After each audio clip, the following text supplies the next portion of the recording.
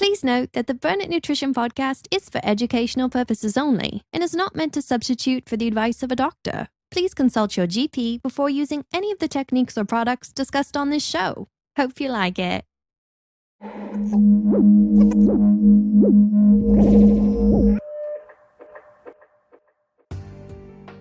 Welcome to episode 25 of the Burn It Nutrition podcast. I am your host, Joseph Navarro.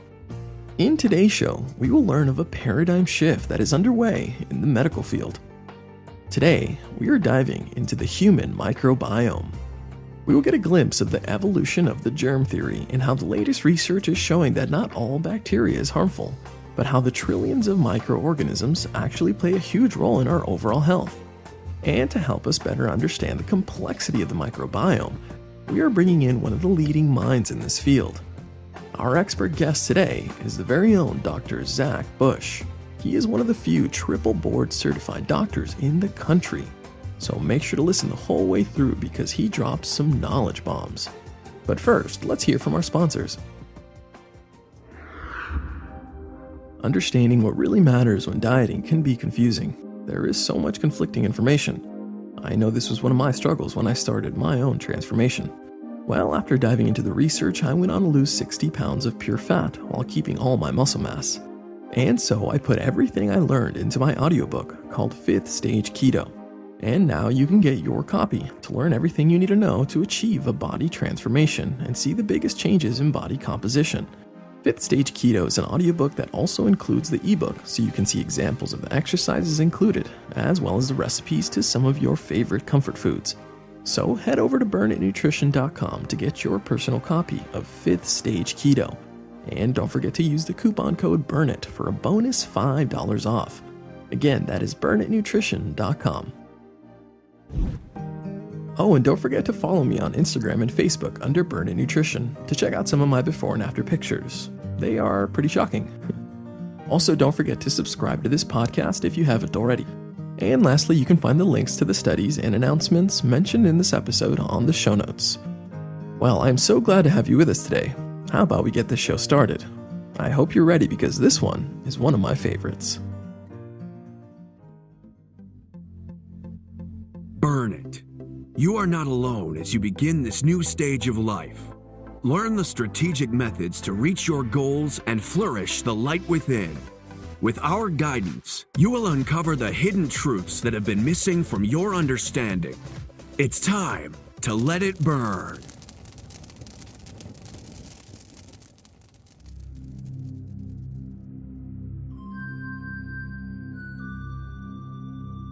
The English novelist and playwright Agatha Christie once said, "Nothing, I believe, is so full of life under a microscope as a drop of water from a stagnant pool."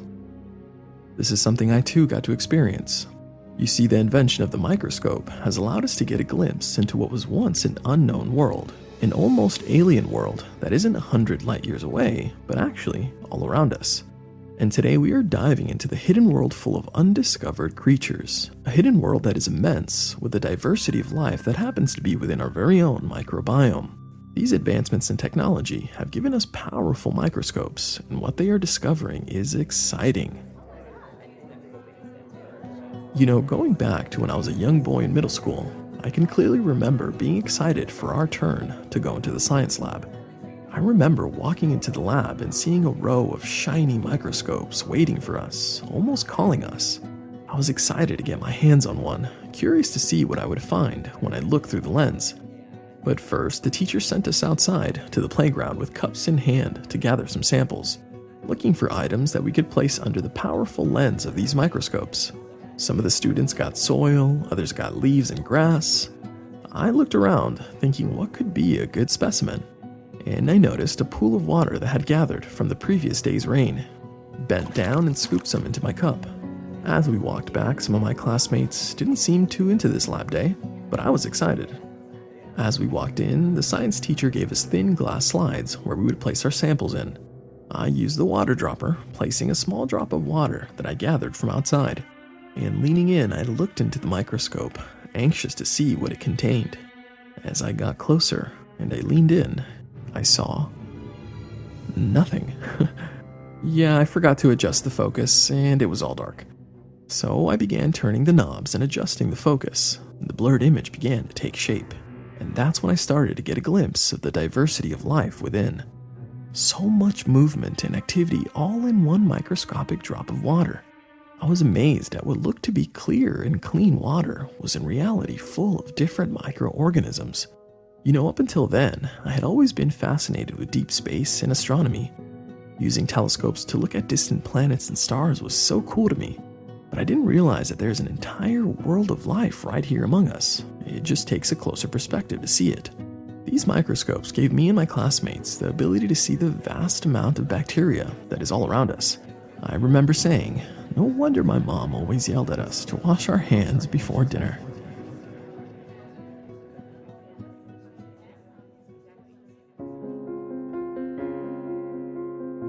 The use of optical lenses, or objects that look like lenses, dates back thousands of years, as far back as to the time of ancient Egyptians. The earliest use of compound microscopes, which were the ones that we used in class, with two distinct lenses, were developed in Europe around the 1600s. These advancements in technology brought out a new understanding in that we were surrounded by all types of microscopic organisms. This changed the theories of many doctors on the methods by which diseases were spread. And over time, as decades passed, more and more people began to hear in the news and read in the papers of deadly outbreaks. Viruses that were causing widespread epidemics, ending the lives of millions. And so it made sense that mothers all over the country made sure to emphasize to their kids to be using antibacterial soaps, sanitizers, and even antibiotics. Why wouldn't they, right? Hearing of the dangers of germs and bacteria was not something they wanted anywhere near their children. The you could never be too safe mentality. But this era of making bacteria the bad guy caused the death of millions, or should I say trillions, of these living organisms. You see, this attack on bacteria was killing the bad bacteria, but it was also killing off the good bacteria that is within us, that happen to play a vital role in our overall health. And that is what we're going to cover in part 2 of this series. That's right, today we are diving into the human microbiome to better understand the bacteria that is all around us and even within us, to learn why our gut health is crucial, and more importantly, to learn what is causing its destruction. So sit back and put on your smarty pants, because we're about to uncover the unseen world of the microbiome. It's time to feed your brain the knowledge it desires. And since this is the Burn It Nutrition podcast, we are going to be doing this with the use of sounds, history, and storytelling. Why? Well, because this is the way I would want to learn, and I'm pretty sure that you're enjoying it too. You see, in this show, we don't just like to discuss the science. No, we like to make learning fun and entertaining. So, how about we dive in?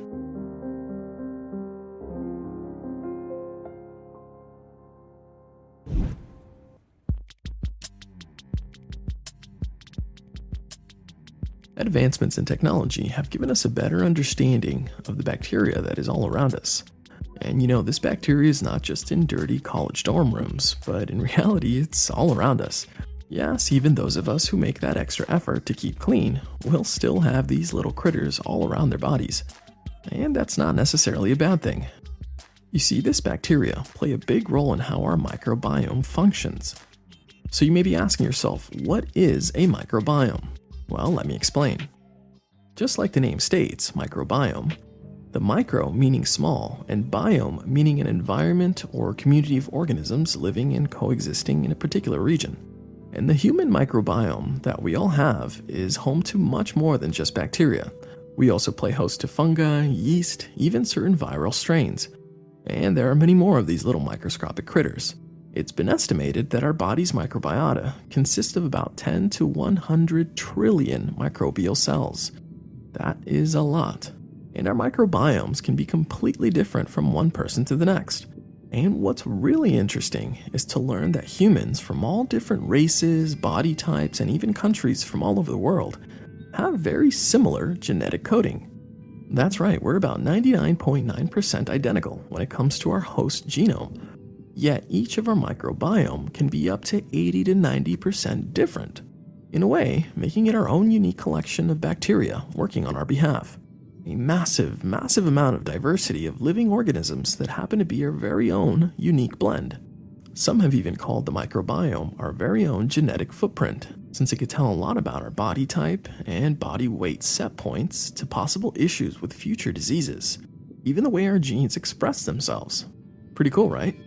And the majority of these organisms are in our gut, which is why gut health plays a huge role in our overall health. These trillions of microorganisms that are inside of us help us as much as we help them. We supply them with a home to live in, and the food we eat helps keep them alive. And in return, they produce key functions that keep us healthy and energized. A mutual partnership that needs to be cared for. You see, like we covered in part 1 of this series, our gut bacteria have important jobs in creating aromatic amino acids.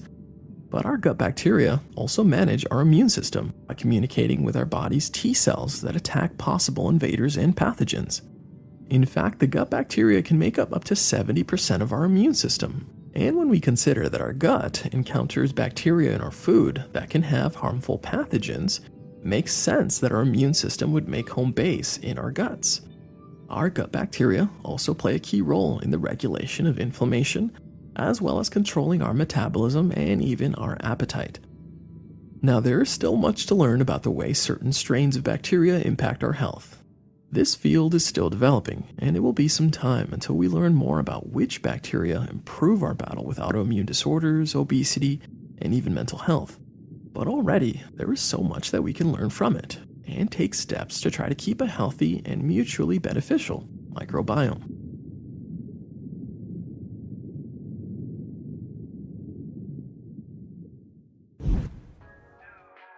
You see, when there is a dysbiosis in the microbiome, meaning there is an imbalance of more bad bacteria than good bacteria, can lead to an array of health issues like dementia, fertility issues, and even certain cancers. You can picture a microbiome dysbiosis as a garden that's been overgrown with weeds, the weeds being the bad microorganisms. An overgrowth of bad bacteria, fungi, yeast, even parasites that will impact the health of this garden within our guts. And later in the show, we will go into the ways dysbiosis occurs and how we can bring back balance in our gut health. And here's a hint, GMOs and glyphosate are a big part of the problem. Well, when this inner garden that's our microbiome falls out of balance, will hinder the gut's good bacteria from doing their job effectively. So much so that it's been seen that a high percentage of all diseases can be traced back to issues within the gut microbiome. I also want to go further into a new method of therapy that is being used, and that is FMTs, short for Fecal Microbiota Transplantation. You see, now that more doctors are starting to understand the importance of our gut bacteria, they have started using FMTs as a treatment for many illnesses, and the most popular is C. diff. So how does fecal microbiota transplantation work? Well, I'm glad you asked, because it's totally gross. Let me explain it to you. So FMTs are done by collecting the stool or fecal matter from a donor and mixing it into a solution, straining it, and inserting it back into another patient via colonoscopy, endoscopy, or even an enema. Fun, right? But hear me out, because the results are quite impressive. This therapy that is used to treat issues like C. diff, which is an infection that can be debilitating and even cause deadly diarrhea, has shown to be up to 90% effective. And there aren't many things that have 90% success rate, so yeah, it does work. So the idea of FMTs is to repopulate the microbiome with good bacteria. But for this to work, you first need to have a donor with good bacteria, which isn't that simple. There is a rigorous process to be accepted as a fecal donor. What's also interesting is that some doctors have used FMTs as a treatment to help the immune system of cancer patients. You see, the chemotherapy used to fight cancers also kills most of the good bacteria that is needed for a healthy immune system. And so applying FMTs after a chemotherapy session helps repopulate the microbiome to increase the chances of survival. Here's a fun fact, there's actually companies that are collecting the fecal material of elite athletes to distinguish which bacteria makes them so elite, in hopes of marketing the poop of these elite athletes in the sports community. Pretty crazy, right? And well, the reality is that FMTs are not new. They have been used for centuries. They were first documented in China in the 4th century, but they went by another name. That is pretty gross. Want to guess what they called it? It was called yellow soup. Ugh. Okay, let's move on. So, I tell you all this to make my point that the microbiome is an important player in our journey to health. And recently, more and more researchers and doctors are starting to see the connections of gut health and longevity. But before we go deeper into the complexity of the microbiome, it's important to learn how we got here. So, let's go into the pages of history and get a better understanding on how bacteria became enemy number one.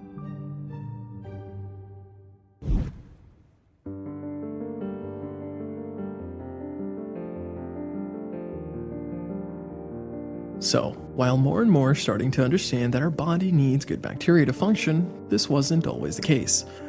For a long time, many felt bacteria was inherently bad. So let's go through the pages of history and get a better understanding on how we got here.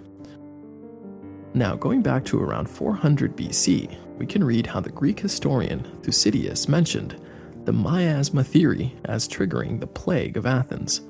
The miasma theory stated that diseases like the Black Death were brought on by miasma, which is the Greek word for pollution. Basically, it claimed that poisonous and polluted air would come from contaminated water or rotten and decomposing organic matter. The theory was that these widespread plagues didn't spread with direct contact in between people, but from inhaling this polluted air, what some called seeds of fever in the air. They claimed that inhaling these tiny seeds of plague would lead to sickness and death.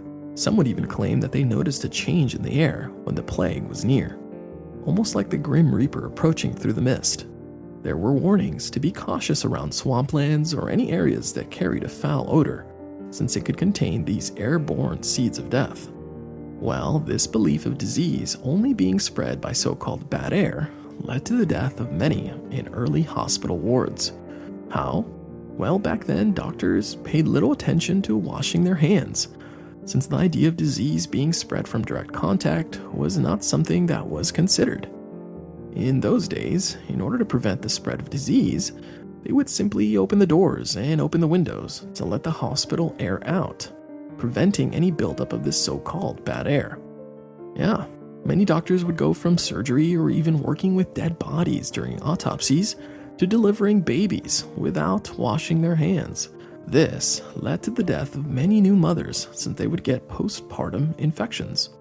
At one point, it got so bad that up to 20 to 25% of all women giving birth would die from these postpartum infections. And in 1847, a Hungarian obstetrician named Ignaz Semmelweis noticed that mothers who gave birth with the use of midwives instead of doctors didn't have these same rates of postpartum infections. He looked further into this, and after his findings, he went on to recommend the doctors who would listen to wash their hands with a chlorinated lime water solution, which reduced these death rates by 90%. But this was a paradigm shift that mainstream doctors of his day didn't like, since it went against their current practices. Sounds very familiar to what's going on now with the way doctors view dietary fats. While the backlash this doctor received was so strong that he was forced to relocate, but still the judgment followed him and was eventually placed in a mental asylum until the day of his death. Semmelweis was ahead of his time and was punished for it. Well, let's give it up to this doctor for standing up for what he believed, even if it cost him everything. Well, around the same period, Louis Pasteur and then Joseph Lister were expanding their understanding of the new theory called the germ theory of disease. This theory stated that diseases are caused by the spread of microscopic organisms that attack humans and other living organisms. And once this germ theory was widely accepted in the late 1800s, finally helped save the lives of millions, since doctors finally began to grasp the idea that diseases can be spread by coming into physical contact with harmful bacteria and viruses that grow into infectious diseases. These type of microscopic organisms are called pathogens. Joseph Lister, also referred to as the father of modern surgery, was a British surgeon who helped advance the practice of a sterile surgical room. He recommended doctors wear clean gloves, and he also used a carbolic acid solution as a way to clean and sterilize the instruments used for surgery, making the practice of surgery much safer. Here's a little fun fact for you. Joseph Lister's advancements in the use of antiseptics is the reason they named the mouthwash many use today after him. You've probably heard of it. Listerine? Yep, that's named after Joseph Lister. So this new germ theory helped more people understand the impact of bacteria has on our overall health. But in our modern era, it seems like we have taken it too far. You see now that many realize that harmful bacteria and viruses can be spread through physical contact has led to more people taking every possible measure to reduce their exposure to bacteria, and thus triggering a full-blown war against these microscopic organisms, which caused the widespread use of antibiotics, which don't just destroy the harmful bacteria, but also annihilate the good bacteria in our gut, almost like a nuclear bomb going off inside our own gut microbiome.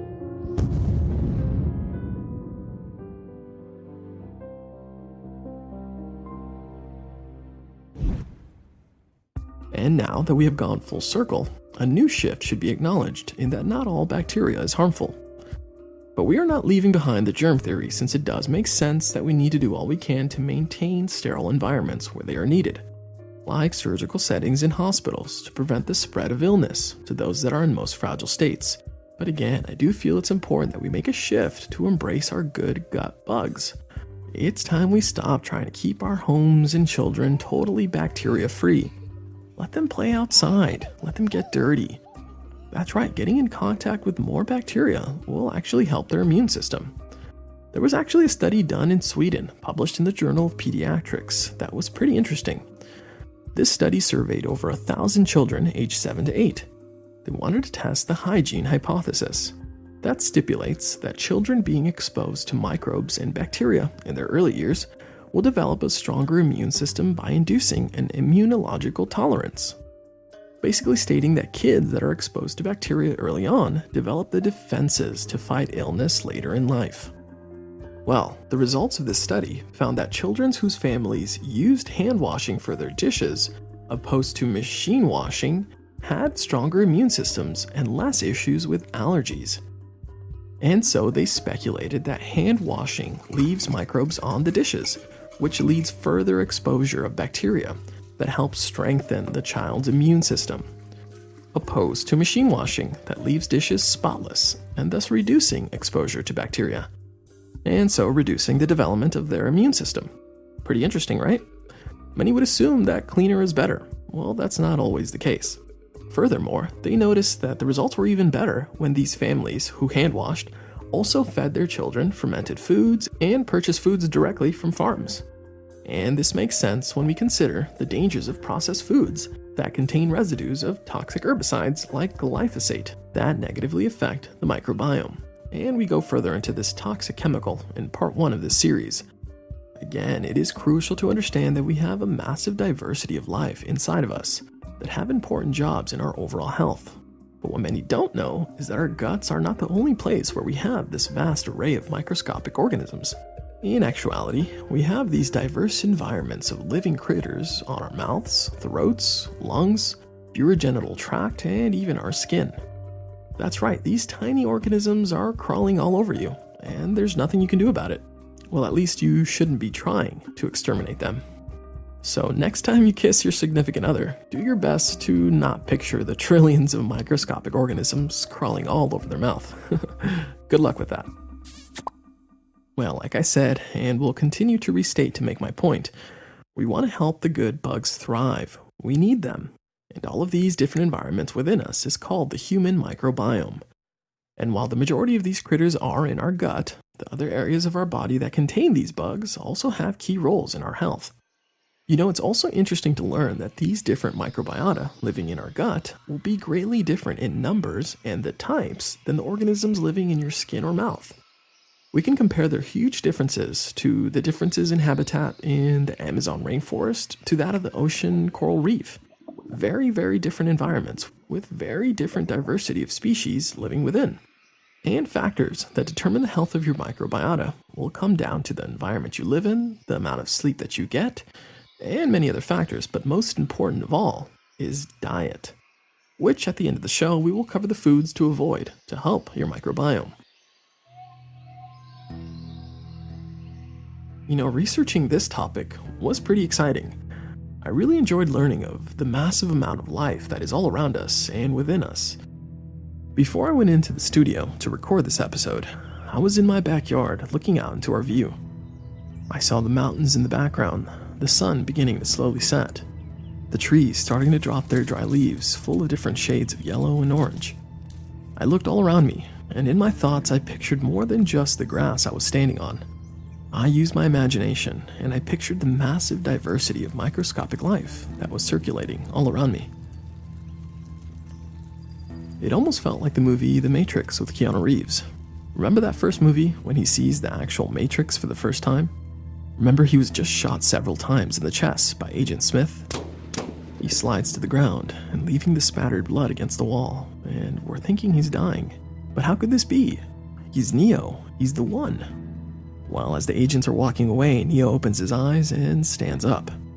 He has that look of awe on his face that Keanu Reeves does so well.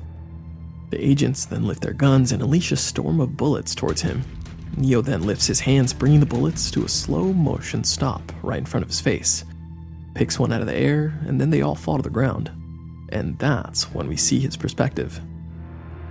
The walls, the agents, everything around him is made up of green numbers or text racing all over. Neo sees the Matrix in its entirety, in its complexity. Well, in a way, that's what I pictured. The Matrix is all around us, but it's made of microscopic organisms. I looked at the trees next to me and imagined the diversity of life crawling all around it. I looked down at my bare feet standing on the grass and imagined the uncomprehendable amount of life living within the soil. I looked at my hands and realized that I'm not alone. There are trillions and trillions of living organisms with me all the time. I don't know about you, but that's fascinating. Well, let's come back to reality, because it's time to go deeper into the science. It's time we hear from one of the leading minds in this field, and that is the very own Dr. Zack Bush. But first, a quick break to hear from our sponsors. You know, finding quality wine that is sugar-free, organic, keto-friendly, and affordable is not easily done. You would have to spend hours looking through dozens of bottles to maybe find one that meets these demands. Well, this is no longer a problem thanks to Dry Farm Wines. Dry Farm Wines curates only the highest quality natural wines from small, organic family farms that meet strict standards of health. They even lab test every wine to ensure it meets their strict standards of purity. They are sugar-free, low in sulfites, mold-free, and they only use old vines, some close to 100 years old. A truly healthy way to enjoy a deep red glass of wine while keeping your health as a priority. What's also awesome is that Dry Farm Wines is a wine club that sends you 6 hand-harvested imported wines from all over Europe, allowing you to bring a diversity of taste to your life. Take advantage of their special offer, where they give you a 7th bottle on your first order for just 1 penny. Simply head to dryfarmwines.com/burnit and get your penny bottle today. Again, that is dryfarmwines.com/burnit. And cheers, and let's get back to the show.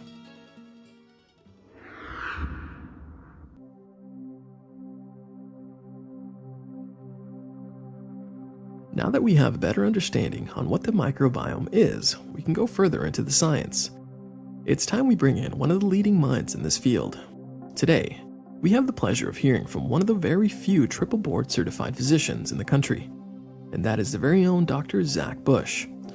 Dr. Bush is an expert in internal medicine, endocrinology, and metabolism, as well as hospice and palliative care. Him and his colleagues have made some breakthrough discoveries, especially in the field of the microbiome, and he is now internationally recognized as one of the most brilliant educators of the microbiome. So, let's welcome Dr. Zack Bush, our expert guest, to the Burn It Nutrition podcast. Now, Dr. Bush has gone through his very own transformation, in that he went through a paradigm shift of his own, shifting away from the conventional methods used by mainstream doctors. Now he is discovering incredible connections between the gut microbiome and our general health. Dr. Bush, can you give the listeners a glimpse of your journey that led you to where you are now? Thanks, Joseph, for having me, and appreciate all the listeners present here. My journey was, as you said, a series of paradigm shifts. It started in a very traditional academic education at the University of Colorado. I didn't have a broad exposure to medicine before I decided I wanted to be a doctor. I didn't have any physicians in my immediate family or anything else that would have clued me into that journey. So went in pretty much eyes wide closed, no idea what was going to happen, and wasn't sure what I was going to do with medicine. I had some exposure to birthing babies in the Philippines when I had been expecting to go into engineering, and that just changed my experience enough to decide to go into medicine. And so I started there at the University of Colorado and did my pre-med and medical school all there over those 8 years, and then went to the University of Virginia and did 3 years of internal medicine, which is the study of general adult care, a lot of hospital-based medicine, a lot of subspecialty exposure, helping manage the oncology wards, the liver and kind of gut environment, the kidney dialysis centers, just a whole bunch of look at really advanced disease processes and a good education on how to manage advanced disease.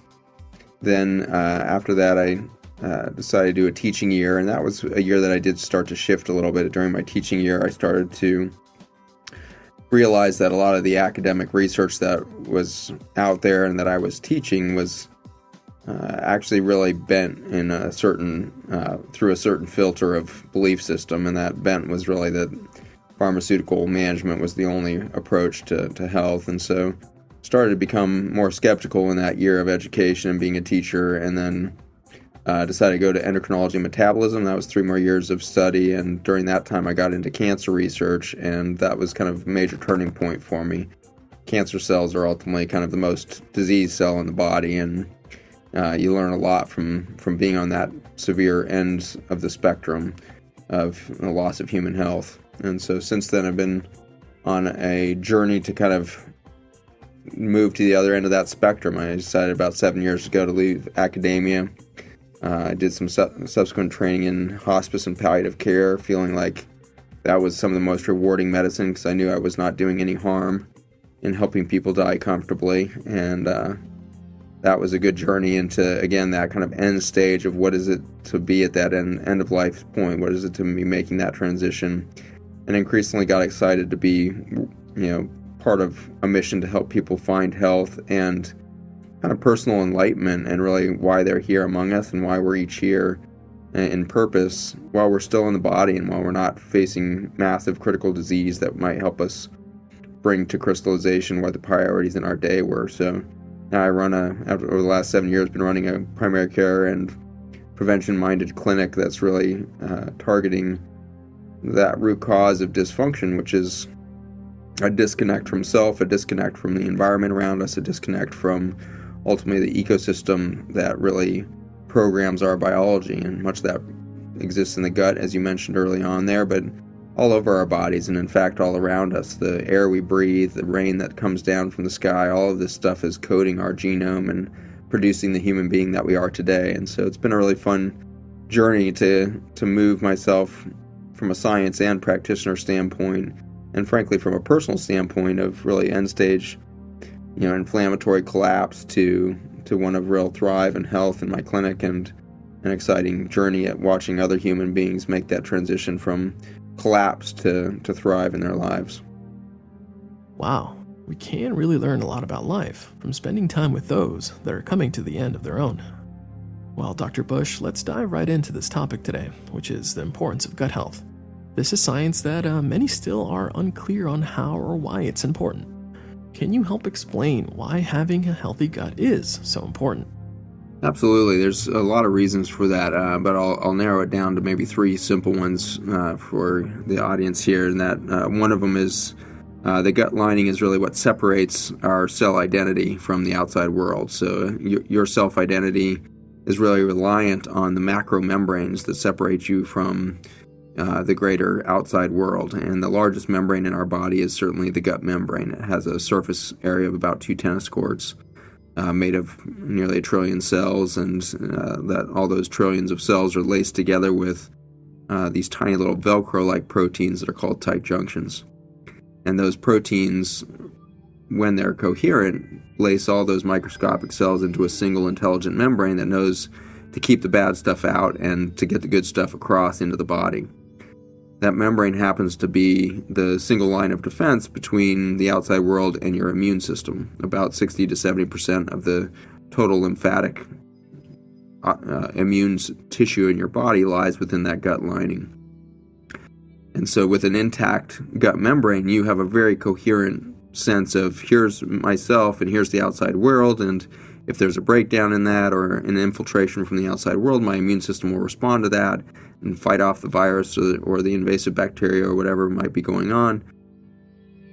Maybe a chemical in your environment, heavy metals, etc. So with an intact membrane, you're capable of dealing with all of those potential threats on a toxic planet. And in contrast, if we start to lose that integrity of the gut lining and we start to get unregulated penetration or permeability of that membrane, our immune system will quickly get overwhelmed. And so that's the situation we're in, increasingly in the U.S. kind of chemical farming environment. We are constantly under threat now. That membrane is getting more and more transparent and infiltrated by the outside world. So our bodies are increasingly getting overwhelmed by toxins, heavy metals, even naturally occurring things like the insoluble fiber in kale, for example. It's a huge superfood, great anti-cancer effects, but if you have a leaky membrane and that starts to hit the immune system, then the insoluble fiber in the kale will start to be an inflammatory natus instead of a healer. So that gut membrane, permeability is kind of step one as to why the gut is kind of ground zero of health.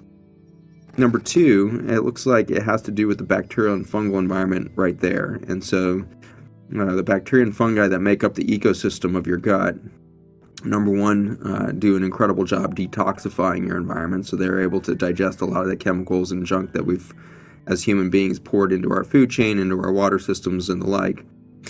And the bacteria and fungi are quite adept at doing that breakdown or detoxification of that environment before it hits our bodies.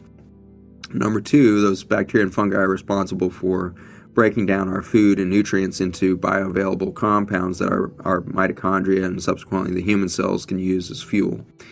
And so without that robust ecosystem, we start to have a deficiency in nutrient delivery. And so we become starved on a number of different microscopic levels without that microbiome. The third role of the microbiome we kind of uncovered in 2012 by accident. We were learning soil science and found family molecules that looked a lot like the chemotherapy I used to design. And with that moment, suddenly realized that in these thousands of years of looking to our plants as medicine, perhaps was a good step, but perhaps we missed the next step, which is to look to the soil itself and the microbes that are in the soil for a huge tank of potential medicine from nature. And so that's what we've been working on for the last 7 years, is to realize that the bacteria and fungi, when they digest food and nutrients within the soil or within your gut, they're producing this huge family of molecules that look a lot like carbon snowflakes, like the snowflakes, each one looking a little bit different than the next.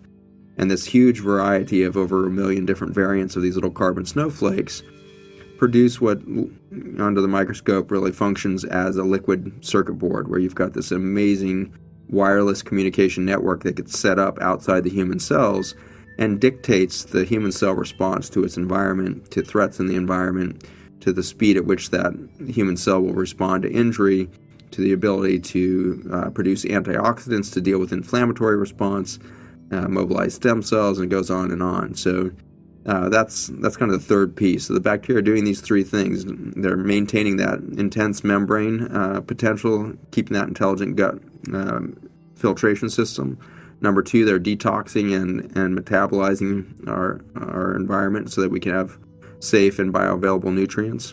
And third, it's producing this communication network that helps with this kind of wireless communication from cell to cell to keep the whole human body in its incredible diversity, 70 trillion cells across the whole system working in concert together. The gut really is the missing link to understand how our body functions. Now, Dr. Bush, the word bacteria has gotten a bad reputation. Moms try to keep their homes and kids free of all bacteria. And when many get sick, they rush to take antibiotics. Yet the bacteria in our gut is a key factor to our health. So, Dr. Bush, what makes good bacteria versus bad bacteria? And can you touch on how newborn babies, born via C-section, are starting their life without being exposed to their mother's bacteria? Absolutely, yeah. So We've been on a slow journey in Western medicine to embrace the microbiome. I think more aggressively than perhaps even the moms out there, doctors and hospitals have been trying to kill every bacteria that it can find. And so we've used antimicrobial soaps, we've used radiation, we've used hydrogen peroxide, we've used all kinds of aggressive oxidative compounds and the like to annihilate bacteria in the belief that that was going to somehow improve our health. We were in that state from the late 1800s to pretty much modern day. In your typical hospital, when you walk in, you're still faced with alcohol, hand sanitizer, and all this stuff that you're going to be encouraged to utilize with the belief that here you are, a healthy person coming into the hospital to visit your loved one who's sick, and the belief was that you don't want to give germs to that sick person. When in reality, the more healthy person that person touched, the more likely we would be to bring health. But instead we isolate people in these sterilized hospitals and we see their health collapse. So over this last 20 or 30 years, certainly the consumer before the doctors started to realize that maybe there was such a thing as quote-unquote good bacteria. And so we created the probiotic market, which is now a $30 billion a year industry based on almost no science at all. There's very little data out there to suggest that any long-term use of a probiotic would be at all helpful for your health. But nonetheless, it was an important step for us to start to think, you know what, maybe there's some utility in bacteria, maybe some bacteria are good for us. Well, where we are today as a lab group, and I think increasingly labs all over the world, starting to embrace the reality that there's no such thing as a bad bacteria or a bad fungi or a bad virus. There's simply imbalance in the ecosystem. And so if we, as humans, go and create imbalance in the system, then there's going to be weeds that crop up. And so this is very much like an unhealthy garden. If you go and clear cut a space of dirt on the planet, the first thing that shows up is the weeds. And those weeds then will start to recover the soil nitrogen and start to create an environment where the fungi can move in. And then after the fungi move in, then you get some more diversity of the large biologic life. And then pretty soon, over the course of a couple years, you get a healthy ecosystem back. That same thing is happening on the human body, where we're clear-cutting the microbiome again and again with antibiotic exposure. And we can go into kind of where those antibiotic exposures start to happen in life. But you hit on a big one there that, a lot of us are being born into the world without a microbiome. So we're born waiting for those weeds. And if you think of that child who's born by a sterile C-section, no longer able to see mom's vaginal canal where they should be inheriting their entire early life microbiome. Instead, they get pulled through a sterile incision by the surgeon's sterile gloves and slapped on a gurney there and to get weighed and have their APGAR score checked and all that. And suddenly that child has received and inherited the hospital bacteria rather than mom's bacteria. And so that kid is now covered with the weeds that will crop up in a sterile hospital, and it's going to manifest those. And so they're going to have a lot more aggressive strep and staph species on them, and so they're going to be very prone to having early ear infections, upper respiratory infections that will expose them to antibiotics from their doctors that will further clear-cut the territory and leave it more prone to weeds. And so you can see that very quickly by birthing sterile children and by raising relatively sterile children, we are making them prone to deal for a lifetime with weeds all over the place. And then instead of the doctors embracing the situation and saying, oh, we just need to grow an organic garden back here, the doctors tend to just keep whacking the kid and then the adult with more and more antibiotics, antifungals. Everybody's being diagnosed with yeast issues these days. Well, yeast is not the reason the person is not thriving. The yeast is there as a symptom of a clear-cut ecosystem. And so we blame the weeds and we try to kill the weeds, but in reality, we just haven't created a healthy garden, so the system is failing. Nature truly does provide things for a reason, yet many think we can bypass them without consequences. And it seems that expecting mothers should do all they can to give natural births, opposed to C-sections. That way they can be able to pass all these good bacteria and begin to cultivate the microbiome of their newborn babies. Now, real briefly, let me go over some quick tips for expecting mothers. To pass on good bacteria, an expecting mother should do her best to be eating an organic diet to pass along this good, healthy bacteria. While vaginal births are ideal, they are not always possible. Sometimes C-sections are necessary during emergencies. The good news is that there are ways to pass along the mother's bacteria, even when doing a C-section. and that is with a low-tech vaginal microbe swab. This is something many mothers all across the country have done. What they do is they place a gauze inside the vaginal canal during the C-section, and as soon as the baby is pulled out, the nurse uses the gauze that was in the vaginal canal with the mother's bacteria to wipe down the newborn baby's face, mouth, eyes, and skin. You know, they have even done studies on this, one of which was published in the Journal of Nature and Medicine, in order to see if this actually worked, and the findings were encouraging. This study examined 18 babies, 11 born via C-section and 7 born vaginally. And 4 of the 11 babies born via C-section had this vaginal microbe swab administered. In the following month, many samples were taken from these babies and their mothers, and the results showed that babies born vaginally had the same strains of bacteria that were on their mothers, which we would expect. It also showed that babies born via C-section without the vaginal microbe swab had bacteria from the delivery room and people who were in the delivery room. Not very good.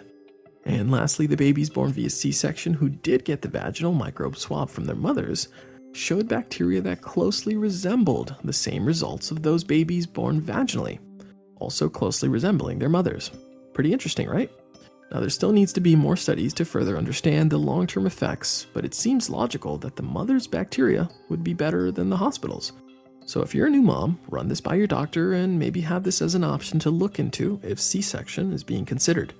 That way, they work with you. Now, let's get back to placing the focus on our microbiome. So, Dr. Bush, many understand that food gives us energy, but many don't understand the process involved to produce this energy. Can you go into the importance of our gut bacteria and the ability of our own mitochondria to produce energy via ATP? Yeah, so it is an incredible thing how separated we are from the food on our plates. We have this belief system, even in the nutrition world, that somehow the food on our plate is what we end up getting in our body, and that's just far from the truth. Amazingly, the bacteria, have the ability to, create almost anything we need. The bacteria are really good at producing amino acids, really good at producing and a whole different array of electrolytes and trace minerals and all kinds of stuff that we may or may not have on the plate. And the bacteria, when they're in good communication with the human system, are often going to sense what the human body needs. But like you said, once the bacteria have generated some macronutrients, say some simple sugars from the carbohydrates you eat, or fatty acids from the oils and stuff in your food, once it's created those macronutrients, those remain useless to the human cell. The human cell can't burn sugar, the human cell can't burn fat. And so instead, the mitochondria, which again are another species, there's 3 different species of mitochondria, none of them are human in form. They all have their own DNA strand. The DNA of a mitochondria looks a lot like the DNA of a virus. It's clear that the mitochondria had to exist before we could have a single eukaryotic or multicellular organism. So even before the first parasite or the first worm on the planet, we had to have these mitochondria present because they are the ones that create the fuel that we run on. And so in this way, you have 2 different non-human ecosystems that take care of every cell in your body. First, the bacteria and the fungi and the great ecosystem around you, then their effort to feed the mitochondria. On average, there's about 200 mitochondria per every single human cell when you're born. So you have this massive population of these organisms living inside your cells. They grab all the fat and sugar out of your environment and break those down into ATP. In producing the fuel, they also produce metabolites, or these little breakdown products. And very similar to the wireless communication from the bacteria and fungi, these again are these oxygen-hydrogen bonding compounds, things like ozone, O3, or the opposite of water, which is O2H. Some of these odd compounds, hydrogen peroxide being another one, are produced by the mitochondria when they're digesting your macronutrients. And it turns out those little breakdown products have now been recognized over the last decade or two to be a real holy grail of cell repair, the anti-cancer mission, etc. And so it's a very beautiful reality where there's just no such thing as waste in nature. These bacteria and the fungi, they have an exhaust, if you will. There's a byproduct or side product to manufacturing all the fuel for your body. But in both cases, that side product or exhaust from the bacteria, the fungi, and the mitochondria has a huge role in the health. And so it's not at all like the exhaust out of our cars that just go on to pollute the environment. That's actually literally what we believed about mitochondria, for example. When I was going through medical school in the 1990s, we really believed that the exhaust or the metabolites from the mitochondria that was producing ATP were very toxic for the cell. We pictured them as, this exhaust that was oxidative and rusting to the cell and damaging. And so we thought aging was correlated with an accumulation of those compounds within the body. Now, fast forward 15, 20 years, we suddenly realize, wow, if you've got a balanced exhaust coming out of mitochondria, you'll never have a diseased cell in the body. And so they're really a really cool story of how just efficient nature is. No such thing as a waste product. Everything has a purpose, it seems. So a healthy gut leads to high-functioning mitochondria, and thus an increase in energy output, which will bring about a better version of you. Fascinating. Now, Dr. Bush, in episode 3, I covered the reality that weight loss isn't all about calories in versus calories out, but there are many key factors that need to be considered, and how there was a rodent study that proved this.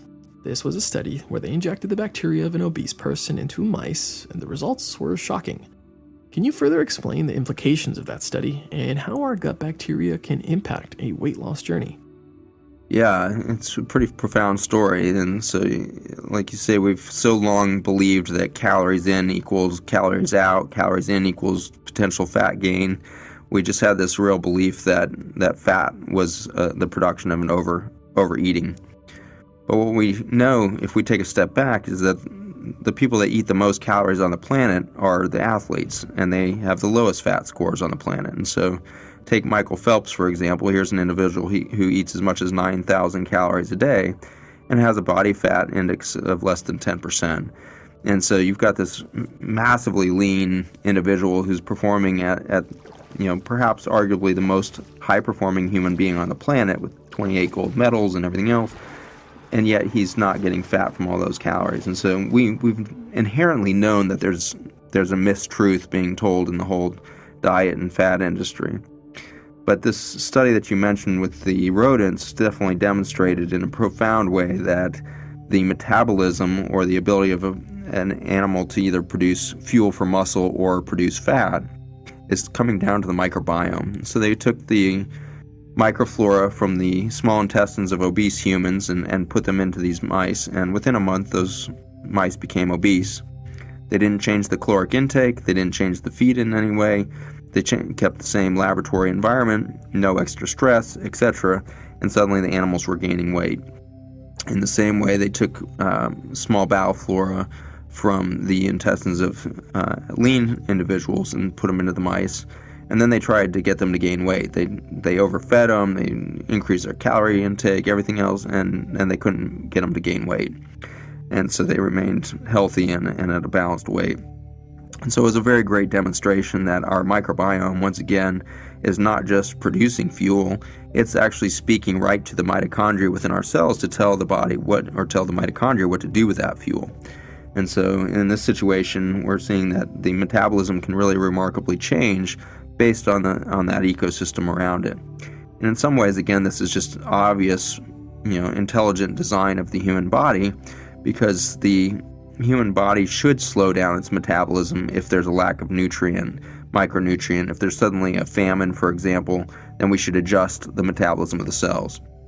Well, the microflora would be a great place to dictate that. The microflora will be the first to recognize a deficiency coming into the system, as their responsibility is to manage all those nutrients as they come in. So as they start to see a paucity or an oversimplification, too narrow of a diet, they start to assume that we're in a famine, and they'll shift our brain and neurologic system into that slower metabolism.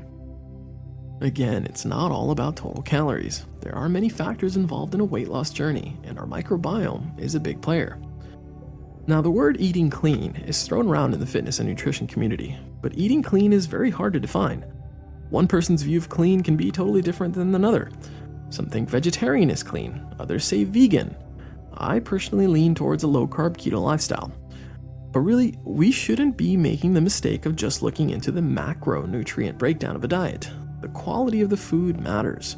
Meaning, if a vegetarian is stuffing their face with kale all day, but that kale is contaminated with toxins like glyphosate, then their health really won't end well. So, Dr. Bush, can you help us understand the effects glyphosate has on our gut bacteria? Glyphosate is arguably the most abundant chemical on Earth now as far as a toxin goes. The current estimates are around 2 billion kilograms, which is about 4.4 billion pounds of this single chemical dumped into our food chain every year. And unfortunately, it's a water-soluble toxin, which means that it's going to travel through the ecosystem with water very ubiquitously. So we're going to see penetration into our groundwater systems, runoff from the farms into our river systems. We're going to see that glyphosate travel in the condensates as you have evaporation up into the atmosphere. So the air you breathe will be contaminated with the glyphosate. That then ends up in the clouds and will come back down in the form of contaminated rainfall. Then goes and hits the crops, whether we're growing them organically or otherwise. We can have an accumulation of that chemical on our food. It will then go into the human body and have the same water-soluble penetrative capacity there, where instead of being sequestered by the fat cells like most toxins, the glyphosate will instead be able to travel in the bloodstream, will cross membranes very effectively along with the water that's supposed to be transiting those cell membranes through a non-regulated pathway. So it starts to sneak by a lot of our checks and balances that our body has for dealing with toxin. We then unfortunately see an accumulation of that in breast milk in some studies, and we've seen accumulation of that in urine among consumers. So we have an amazing amount of this chemical that's just ubiquitous around us. Some recent studies from Environmental Protection Agency and beyond have shown that as much as 75% of the rainfall and 75% of the air that we breathe is contaminated with glyphosate now. So this extraordinary toxin environment is something that we should all be paying attention to. It gets far too little press, so I certainly appreciate what you're doing, Joseph, and getting a lot of this knowledge out there. We all appreciate Stephanie Seneff and her work out of MIT to get the knowledge out there about this chemical and its potential harms. The World Health Organization finally came out as a governmental body to announce that it had suspicion that it was a probable carcinogen. In our experience, it's positively a carcinogen. We see it do all of the hallmark features of cancer every day under the microscope. So we have huge concerns that this is really tying back into the cancer death that we see going at an epidemic rate of growth in the United States and beyond. And the main reason I think that it's contributing to that is because of its mechanism of action. It turns out that glyphosate is the active ingredient in Roundup, the famous weed killer, and we genetically modified food to be Roundup ready. In 1996, Monsanto became famous for that first genetically modified crop, to be the corn and then the soybean. Of course, 95% of the soybeans now grown in the United States are genetically modified and sprayed routinely with Roundup throughout their life cycle. 85% or more of the corn crop is genetically modified for Roundup. And so we went from a spot-killing use of a potent toxin and weed killer to broad spreading of this toxin right into our food chain itself when we genetically modified the food to be able to handle this toxin. And so that is an extraordinary kind of story of a business plan and great marketing strategies and everything else.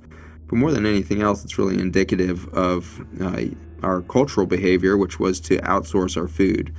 And so through all human history, we all played a huge role in raising the food that we would consume.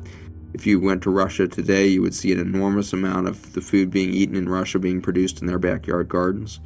City gardens, they have incredible community gardens in their city centers. All of this stuff happening in these municipal and rural environments in Russia. And so many countries in the world remain very independent at the consumer level with their food chain. They're able to produce what they need. Here in the United States, we produce less than 0.1% of our food in our backyard garden. So we simply, 99.99% of our food is consumed by somebody else's effort. And of course, to meet that kind of demand, the factory farming became the norm. And so we have all played a role at creating Monsanto. We've all played a role at outsourcing and no longer taking responsibility for our own food. And so like you said, there's a lot of definitions of clean eating, but in the end, I think the way you have to define it is how much chemical or toxin is in there. So I may practice a little bit different diet than you do, it sounds like, by your description there. But in the end, I think we're both trying to go after a low toxin environment. And for me, that generally means eat low on the food chain. And so the closer you eat to the garden, the more effective you're going to be at a clean diet. And so it's a really cool thing to realize that, we have the power to take back what looks like kind of this impenetrable monster of a company like Monsanto that's taken over some 95% of all the staple crops grown in our environment, is now grown by a single company. Well, we can take all that back by just simply growing our gardens back into our backyards, teaching our children how to be responsible for their own food production and the rest. It seems that the best definition of eating clean doesn't come down to whether you're plant-based, paleo, or keto, but more along the lines of, are you doing everything you can to avoid toxins and chemicals by trying to eat organic or even growing your own food? Well, the effects of glyphosate are truly sinister. That's why I felt to tie it in perfectly with the Halloween themed from the last episode. We still didn't cover all there is to know about the dangers of this toxin, which is why we made this into a 2-part series. So, the fact that glyphosate is a water-soluble toxin and seeping into our water supply is devastating. Dr. Bush, can you cover the connections between glyphosate and the stretch of the Mississippi River called Cancer Alley? Yeah, so the cancer demographics in the United States have changed very radically over the last 30 years. Historically, the highest rates of cancer death from the 3 most common ones to affect males in particular would be the lung cancer, the colon cancer, and prostate cancer. These always happened at the highest amounts in northern climates, and so we saw the highest rates of colon and prostate cancer death in the Northwest. We saw the highest amounts of lung cancer death in the Northeast. And this was a very stable demographic of cancer for many, many decades in the United States. Then suddenly, between 1996 and 2006, in that 10-year period, we suddenly saw a huge shift in cancer death. Cancer rates went up across the whole country, cancer death went up across the whole country, but there was a radical increase in cancer death in the South. And the vast majority of that tracked through kind of from Tennessee down through the Louisiana and Mississippi river deltas and the rest. And what I've been doing now for the last couple of years is traveling the country demonstrating the correlation between our Roundup spraying maps and the tributaries of the Mississippi River to point out that some 85% of the Roundup sprayed in this country on our agricultural land ends up in that Mississippi River. And that goes on to be the last 90 miles of the Mississippi, which is between Baton Rouge and New Orleans, Louisiana. And that's the territory that we now do refer to as Cancer Alley, the highest rates of cancer in the developed world. And so it's an extraordinary demonstration how a single chemical and its use in our agricultural system has led to a massive paradigm shift in where cancer occurs and the mortality from that cancer.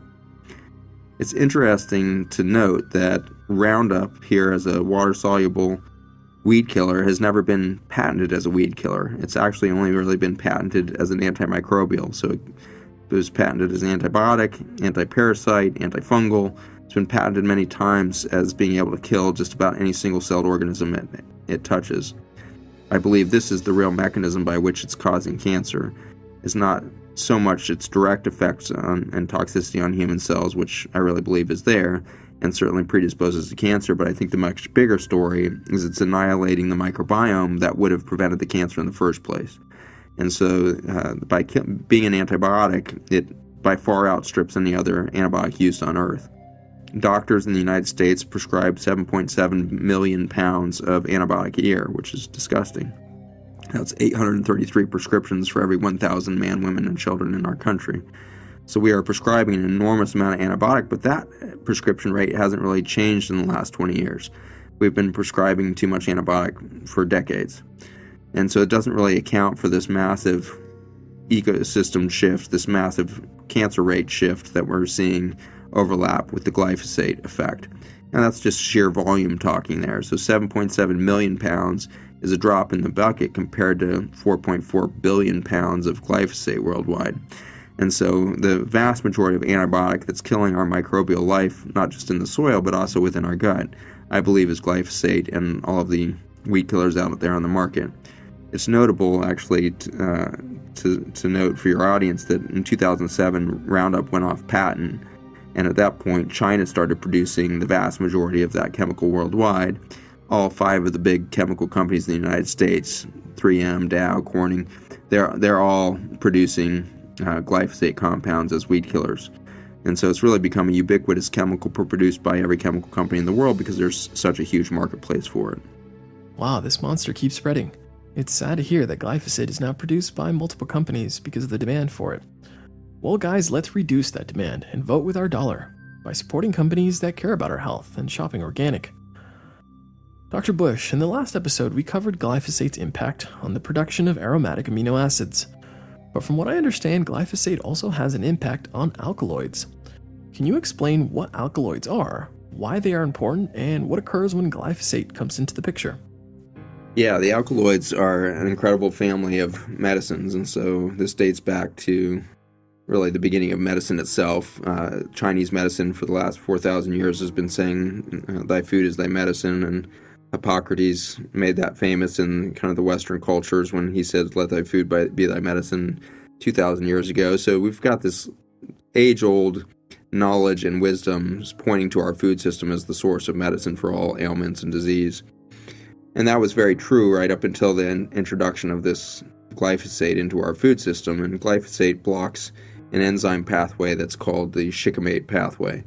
And the shikimate pathway is, as you mentioned, the pathway by which the plants produce 3 of the most critical essential amino acids to our body, which would be phenylalanine, tyrosine, and tryptophan. And those are important building blocks for the proteins that would build a healthy human being. But then perhaps more profoundly, that shikimate pathway also produces the vast majority of the alkaloids. And so we blocked the ability of our plant life to produce the medicinals that we had so long expected to find in our food. And so imagine a population that, for the first time in human history, is now being fed food that lacks the natural medicinal qualities with anti-cancer, neurologic balancing agents, antihypertensives, anti-diabetic compounds, anti-asthma compounds, all these incredible medicinals that naturally occur in the foods around us. You suddenly take all that medicinal out of the food, you would then expect over the next 30 years to be an increase in just about every chronic disease on the planet, and that's exactly what we've seen. Exponential growth in everything from autism in our children to Alzheimer's in our adults, exponential growth in cancer in our children, especially brain tumors, things that we never used to see in children now being epidemic in its growth patterns in our children. Adult cancers are become so ubiquitous that we now have hit 49% of American males with cancer before they die, 1 in 3 women, 1 in 2 males. So it's just a disease burden that is just completely unprecedented, and I believe a huge part of that is because we have annihilated not only the bacteria, but whatever surviving bacteria and fungi are out there can't make the medicinals that would normally be in that food chain. Wow. Now I know this topic is somber, and not many like to hear about it, but it's something that we need to talk about because it's impacting all of us. It's important that we understand that the massive increase in cancers and diseases is not normal. Now, Dr. Bush, in the last episode, we also covered how glyphosate is one of the reasons that we're seeing all these rises in diseases, one of which was leaky gut syndrome. Can you help further explain what leaky gut is and the effects this toxin has on leaky gut syndrome? Yeah, so what we've been showing in the last few years of science in our laboratories here is that the Velcro tight junction proteins that hold all of those membranes together, not just your gut membrane, but also all the blood vessels in your body, especially those blood vessels that form the blood-brain barrier, protecting the peripheral nerves and central nervous system of your brain from the bloodstream, as well as the kidney tubules, also held together by those same Velcro-like tight junctions. All of these systems start to erode, the tight junctions themselves eroding under the toxicity of glyphosate. And so glyphosate has this direct impact on the permeability or the leak across those membranes. The gut membrane has certainly gotten most of the public attention, but as soon as you have leaky gut, you also have leaky brain. And that leaky brain is, I'd say, actually responsible for the vast majority of the symptoms that we hear about in primary care, which are chronic fatigue, poor sleep quality, poor sex drive, screw up in adult hormones, more perimenopausal, early menopausal symptoms, more menopausal collapse after the ovaries stop producing the estrogen and progesterone. We have progesterone deficiencies in girls by the age of 18, 20 instead of women who are 52. So we've seen this huge acceleration of hormone imbalance and chronic inflammation in this syndrome of the population as we collapse this tight junction or Velcro system under the direct toxicity of the glyphosate. So that permeability is a very big deal across all of these membranes. That's truly frightening. Now, in some of your talks, I've heard you go into the importance of gut intelligence. Can you help us understand what this is? Yeah, so there's again, it kind of hits every angle that we've discussed, and so an intelligent microbiome is one that has enough information that it can, respond to toxin. It can, in the face of deficient nutrients, it can produce nutrients. All these different niche roles of the microbiome are a very intelligent response system and intelligent protection system around us. We tend to think of microbial life as just being very dumb and unresponsive and just kind of a machine sitting there at the microbial level cranking along, but really fail to realize just how extraordinarily elegant and intelligent this microbiome can be when given enough opportunity to thrive. And so that's the excitement we've had by working with soil extracts. If we go back 50 million years, we can extract a soil intelligence, a bacterial and microbial intelligence through the communication network of the microbiome that existed long before humans ever touched the earth. That microbiome had a rich density to it that we just lack today.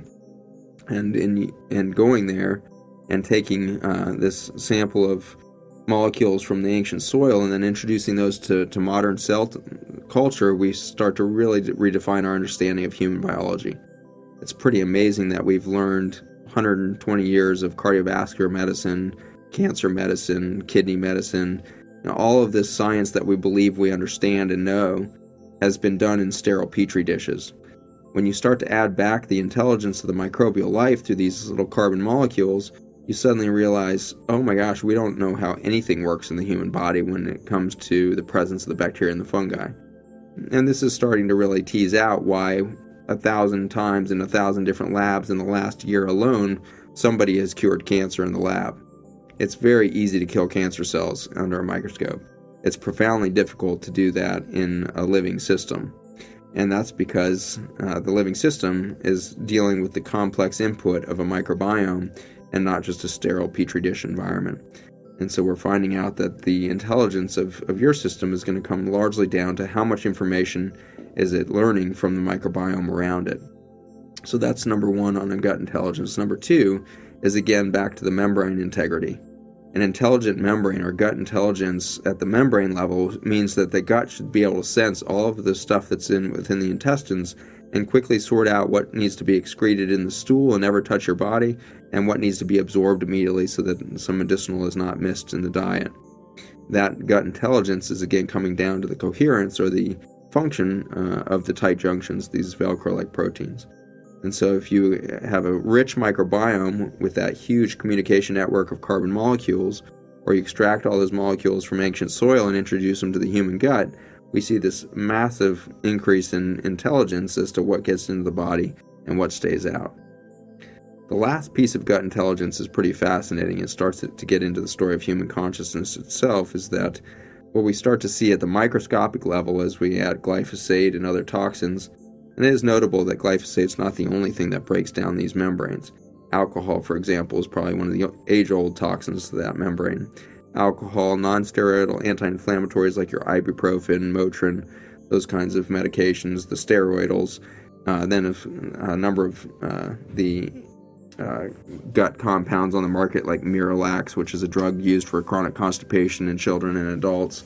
That Miralax has a potent toxicity to those tight junctions as well. So many things, both man-made and naturally occurring, can be toxic to the tight junctions.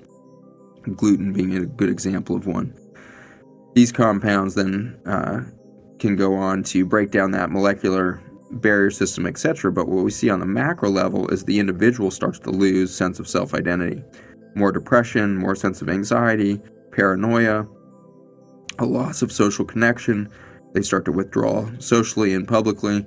They start to withdraw professionally and intellectually, and they start to come into a little shell. As they start to break down their understanding at the cellular level of who they are, it happens at the macro level as well. And so I really believe that human consciousness is really tied into its balance with a huge balanced ecosystem. And as we destroy that ecosystem, we are by nature as a people going to start to have a collapse of our understanding of self-identity, our self-purpose, why are we here.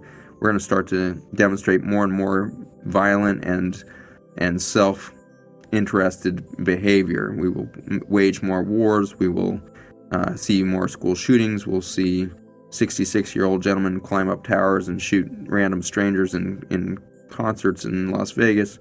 These are all just interesting macro symptoms of these collapsing microenvironments of our body.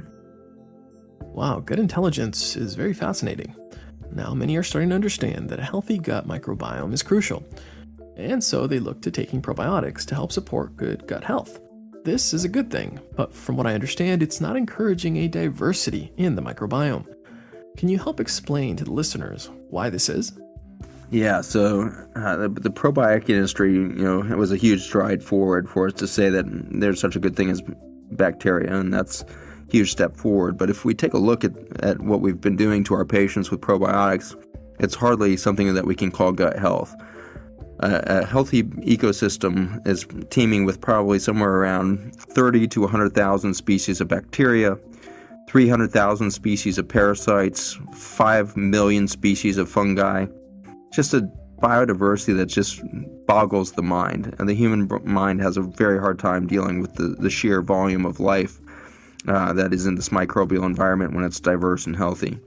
In contrast, the probiotic takes 3 species of bacteria at massive number, some 35 billion or 50 billion, or now there's a few on the market bragging 1 trillion copies of these bacteria, and putting them in there. And so you take 1 trillion copies of the same 3 species in your gut every day, you're going to end up actually creating a monoculture, which is exactly what we've been doing in our crop production in the United States. These monocultures of corn, soybean, wheat, those 3 strains are so far from a healthy ecosystem of plant life.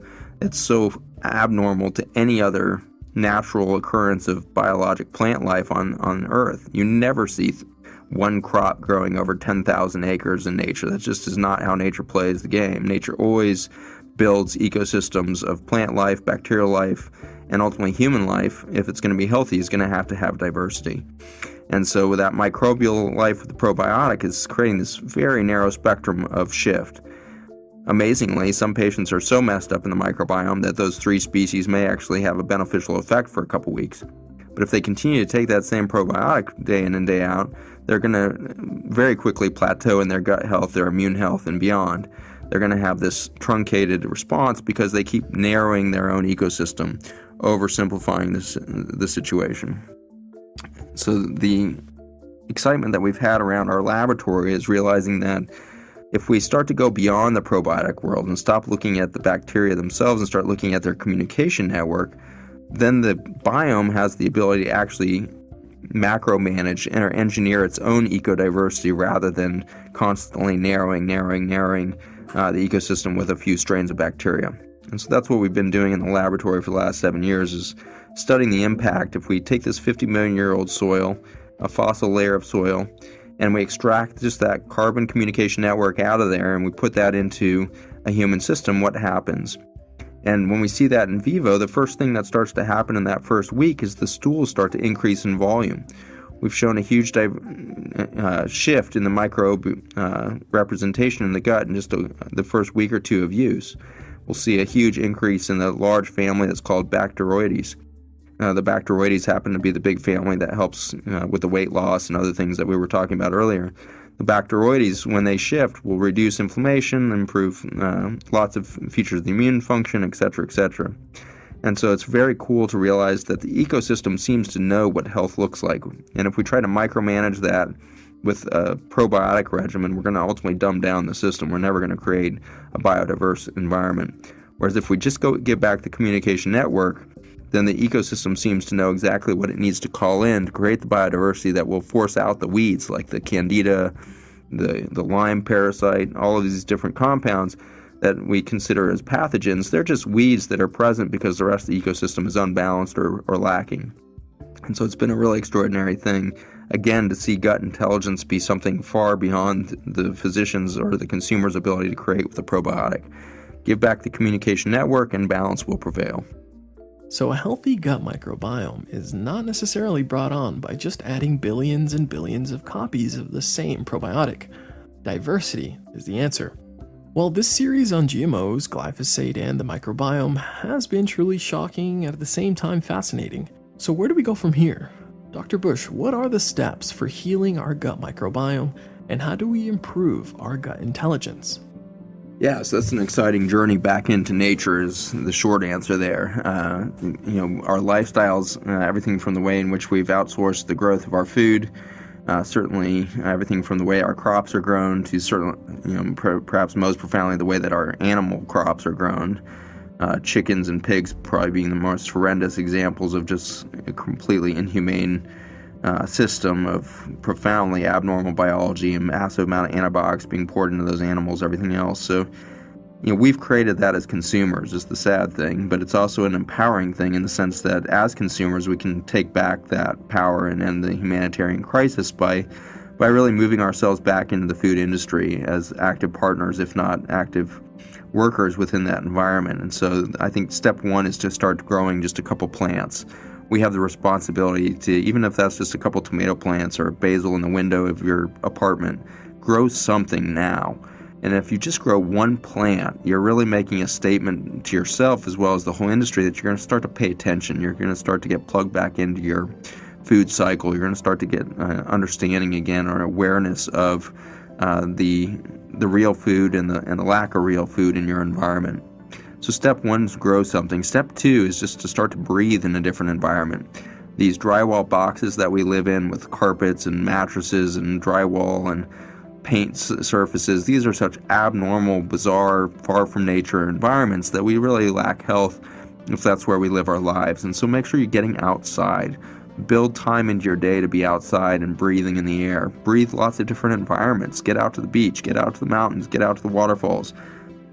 The more macro ecosystems you get yourself into, the more microbial diversity you're going to build back into your skin, gut, ears, nose, every orifice of your body.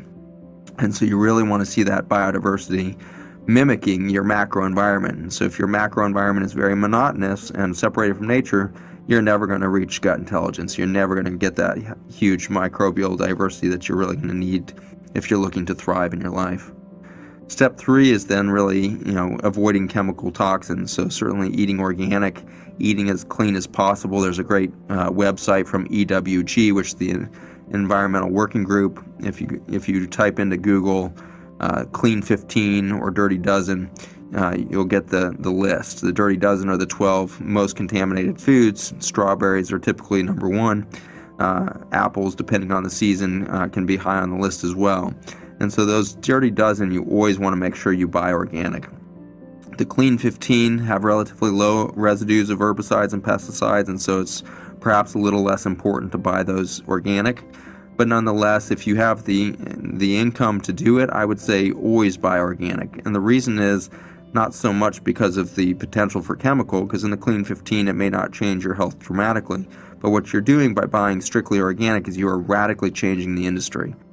Recent leaked memos from Monsanto and some of the chemical companies have suggested that if the American consumer would consume 16%, just 16% of our diet as strictly organic, the financial return for the chemical farming would be gone.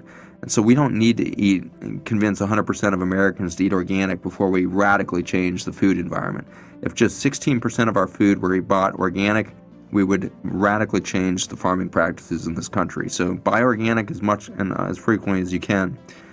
The last step then is look for biodiversity in your life in regard to the humans that are in your life. I really encourage you to find new community. That's how we're going to solve this big problem, is we need to start respecting and loving each other as human beings across all socioeconomic, across all political and geographic boundaries. We need to start to become world citizens and really participate as an ecosystem at the human level and start to find compassion and love for one another. And that's really going to lead us down the avenues to solutions for every problem that we've created in our isolationism and our fearful politics and everything else. And so opening ourselves up to community and really becoming a part of a global mission to create sustainable and loving life on the planet is going to be the solution. Dr. Bush, that was well said. Now, the reality is that glyphosate is everywhere, and completely avoiding it is practically impossible. And so finding ways to reduce its effects is smart, like choosing organic as we have mentioned. But there are even better ways to fight back. Dr. Bush, the research you have uncovered has brought you to create Restore. Can you help explain to listeners what Restore is and why it can be a great tool to have in our tool belts?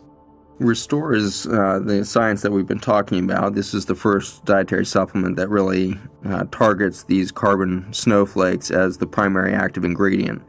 There's been dietary supplements drawn from soils in the past, things like humic acid, fulvic acid. Shilajit was the oldest one on the market, and that was out of India historically.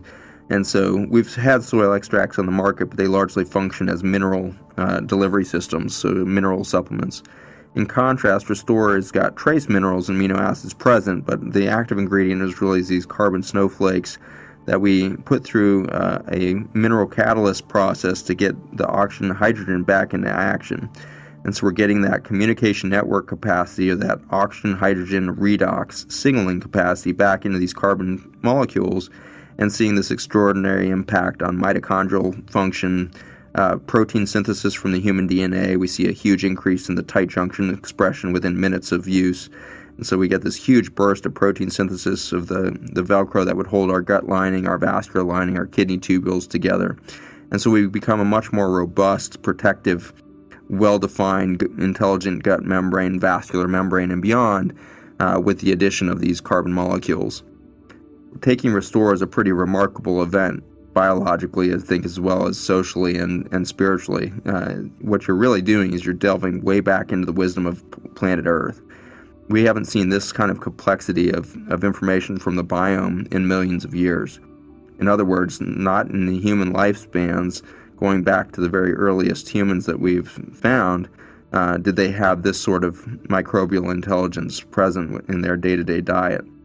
That said, I think they had more of it than we do today, in the sense that A, they never had a Monsanto, but more importantly, they were more in touch with the dirt all the time. They were living in soil surfaced floors. They were living in teepees and huts and tents. They were always touching the dirt. And so I think even as the microbial life started to lose diversity over the millions of years that preceded human life, we really accelerated that collapse in the last 50 years. So really cool thing to experience that in your own life. For some of us that are really healthy, taking Restore can be pretty subtle. You're starting to improve those boundaries. You're starting to improve the neurologic functions. Sleep quality can improve over time.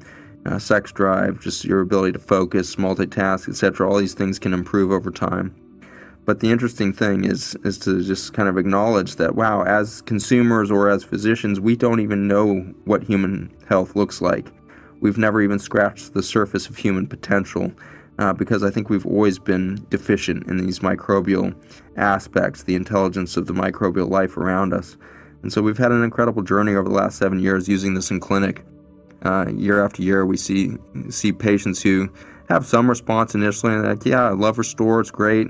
But then you look 6, 12, 18 months in, and suddenly they're making huge changes in their life. They're starting to draw healthy boundaries in their mental health and their relationships. They're starting to really see their whole life and purpose much differently because they've consistently been protecting their self-identity at the micro level. And they have these macro shifts in their lives as they start to become more and more clear on their purpose and their passion that keeps them driving forward. So an incredible journey that we've had, and it's just a joy to see the product growing really quickly across the world. The most profound thing that we've seen for this conversation is that its ability to combat that Roundup effect. Roundup, we now have taken 20,000 times the amount that you would see in a typical diet, and continue to show incredible resilience and protection across that gut membrane despite the presence of the Roundup. We've recently finished a clinical trial, showed a 20% drop in glyphosate levels in the urine of these patients within just 2 weeks of using the product. And so just a really profound effect without changing diet. To be able to see glyphosate levels drop that much in just 2 weeks is a pretty exciting biologic event. So we're really excited about the future. We think that Mother Earth has shown an incredible depth and grace, and that she would have planted an antidote to perhaps our biggest mistake, our most insane decision to go ahead and poison our food chain and our soils. She planted an antidote in those soils some 50 million years ago that would bring some grace to the situation. Well, that does give us tools to fight back with. Dr. Bush, I am truly grateful for having you on the show, and I hope the future of our nation is full of doctors like you that realize that the system that is currently in place is not working. Now, I'm sure there are listeners that would want to learn more about you and your work. Where could they go to do this? Yeah, there's a couple websites you can check out. My website is Zack Bush MD, that's ZACHBUSHMD.com. Or you can check out the Restore page for all the science and the publications that we've put out around this microbial intelligence, and that website is www.restore4life.com, restoreforlife.com. Nice. I will make sure to place a link in the show notes of this episode. Well, Dr. Bush, thanks again for your time, and I hope to have you back on another episode of the Burn It Nutrition Podcast. Thanks for having me on, Joseph. It's been a pleasure.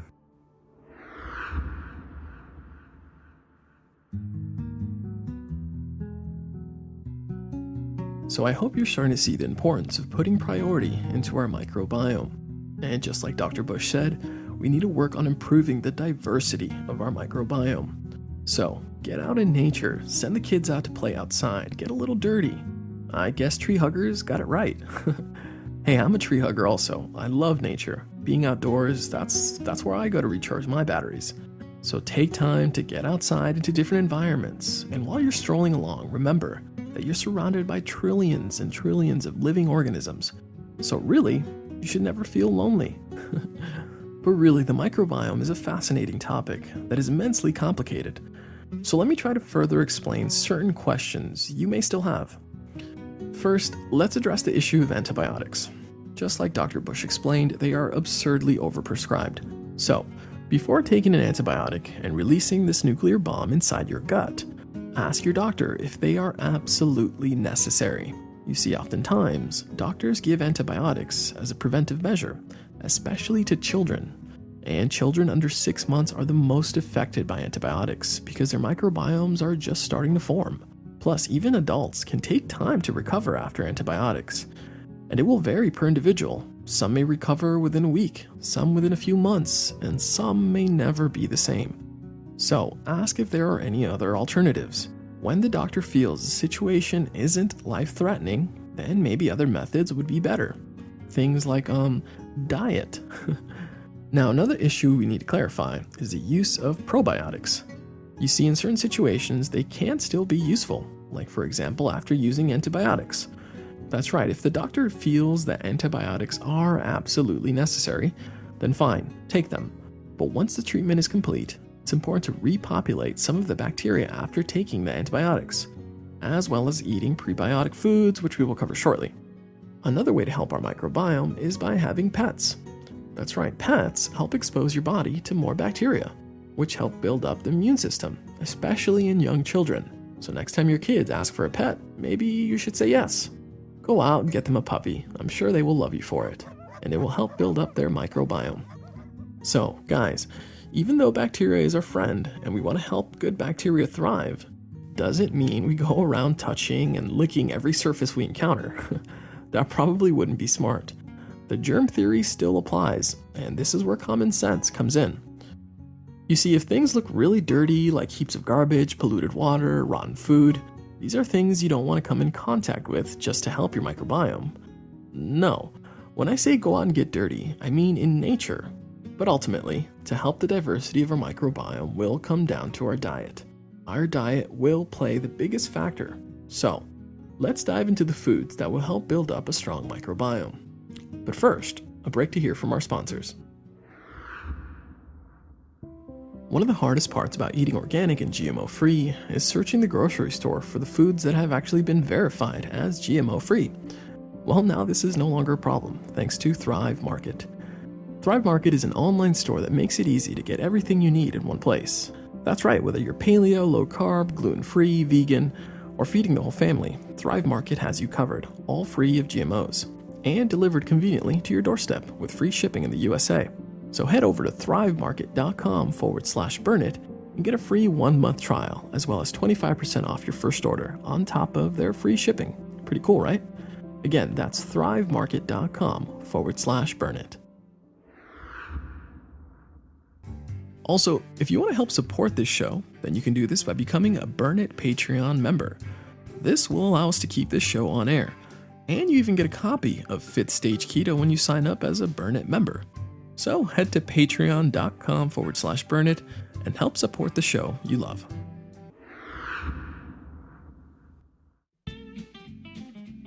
In these last 2 episodes, I've covered some of the most important topics that are impacting the health of our nation, and it can be overwhelming to think of all the possible dangers that we face in our toxic environments.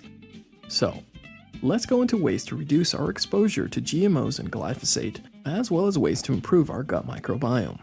In episode 22, I covered how to go keto on a budget, and in that episode I mentioned that when on a budget that is very tight, going organic isn't always feasible. But the more I dive into the effects of toxic chemicals used in conventional farming, the more I think that going organic should be a priority, even if you're on a budget. You see, your health is too important, and now I'm starting to believe that one should do everything they can to budget in organic options, even when money is tight. So let's quickly cover some of the main foods to avoid to reduce your exposure. The first 3 are the most obvious, and that is any foods containing conventionally grown corn, soy, or canola. This is because 90% of these crops are GMO. And this also goes for any foods made from these products, like corn flour, soy protein, and soy milk, as well as corn syrup and high fructose corn syrup. Now also try to avoid foods sprayed with glyphosate as a desiccant, which can leave residues of this toxic chemical. So foods made from wheat, rye, barley, oats, they usually apply this method of pre-harvest glyphosate spraying. Have you noticed that a lot of these foods are not included in a paleo or keto diet? That's one of the reasons these diets are so great. The healthy fats in paleo and keto diets actually help protect the lining of the gut. So do your best to get more healthy fats onto your plate. One of the ways I do this is with MCT oil. I placed a link in the show notes to Keto MCT. That's the brand I use that comes with over 90% C8. Now you also want to avoid eating meats that were fed GMO corn and soy, since the toxins can be passed on to you. So do your best to vote with your dollar and buy organic options. You can look for the circular green label that says certified organic, or the label that says non-GMO project verified. These are third-party verifications. So companies submit their products to these third parties, and if they pass, they get the stamp of approval. And since 2008, more than 33,000 products have been verified, so there are clean foods to choose from. It just takes some searching. But other tips we can work on is by consuming more fermented foods and prebiotics. These provide the food for our good bacteria. Things like kombucha, which I have been drinking more of recently. Kombucha was known as the immortal health elixir by the Chinese, and it dates back to over 2,000 years. It's produced by fermenting tea with cultured yeast or bacteria, and it's been shown to improve digestion and help with leaky gut. It even helps with liver detoxification. So that's a good option. You can also have some yogurt, preferably low sugar yogurt. What I do is I have yogurt with a little bit of MCT oil and some nuts. Also foods like garlic, asparagus, onions, jicama, sauerkraut, kimchi, kefir, seaweed, flaxseed, cocoa beans, leeks. These are all good for your gut health. These are some of the ways that you can fight back. Do your best to try to make your home a GMO-free zone, mainly by buying organic. You see, eating out at restaurants makes it practically impossible to avoid GMOs. So if we at least make the home GMO-free, then that's a great start. This brings us to the end of another episode of the Burnit Nutrition Podcast. I really hope you found this 2-part series informative and got a better understanding on the issues that our generation is facing. Now there is still much research to be done to better understand the complexity of the microbiome, But what is clear is that the effects of spraying these toxic chemicals like glyphosate on our food is having serious negative health implications. So it's imperative that we share this message. Awareness will help spark change. So do your part and send this episode to at least 2 to 3 people and be part of that change. So friends, I really hope you found this show informative. I want to continue to bring this podcast for you to enjoy, but I'm going to need your help. Support the Burn It Nutrition podcast by becoming a Patreon member. Head to patreon.com/burnit and sign up. Also, make sure to check the show notes to get the links to some of the studies we mentioned today. And you can do this at burnitnutrition.com/podcast25. Also, don't forget to check me out on the interwebs like Instagram and Facebook. You can find me under Burn It Nutrition. That way you can see some of my before and after pictures and see what happens when you put fitness and nutrition as a priority. And if you like this episode, you can also leave us an iTunes rating and review. This helps more people discover the show, which leads us to the review of the week. And this one comes from Sitson, and they gave a 5-star review. Sweet, thank you for that. And they go on to say, when I was thinking of what to write on this review, the overwhelming thought was, wow, the information on keto seems so accessible. For me, the podcast delivers a continuous stream of quality content that interconnects between episodes. You can pick up this podcast anywhere and not feel lost. Joseph does a great job of grounding each episode in scientific facts and appropriate anecdotes. I'm also a big fan of the general feel of the show and its format. It's a welcome break from my typical listening experience. Well, thank you very much for that review. It helps me stay motivated to put in the work to produce this show. And I'm glad you like the format of the show. So if you have any thoughts about the show, then leave me a rating and review on iTunes. Well, I hope you join us on the next episode. They're always better when you're with us. Now brace yourself, because it's time to let it burn.